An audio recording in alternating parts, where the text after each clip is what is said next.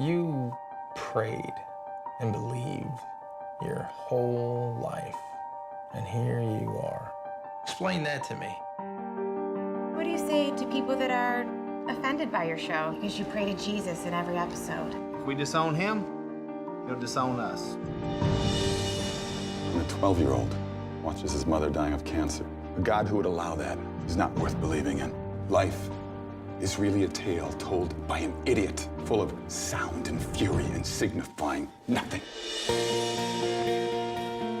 Name? Wheaton, Josh Wheaton, Philosophy 150.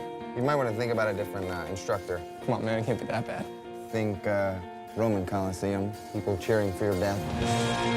I'm Professor Radisson. This is Philosophy 150.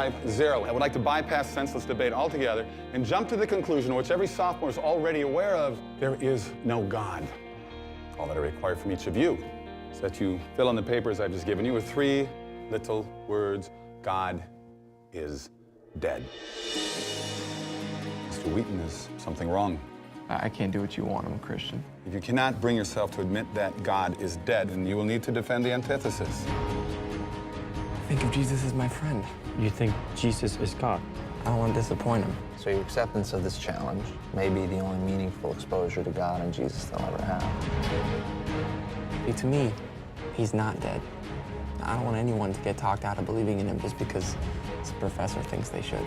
Mr. Wheaton, are you ready? We're going to put God on trial.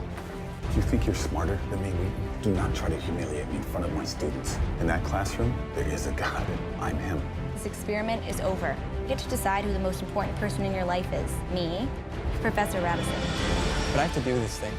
Like it's something that God wants me to do. I can't just turn away from it. You just want to ensnare them in your primitive superstition. What I want is for them to make their own choice. That's what God wants. You have no idea how much I'm going to enjoy failing you. Yeah, but who are you really looking to fail? Me or God?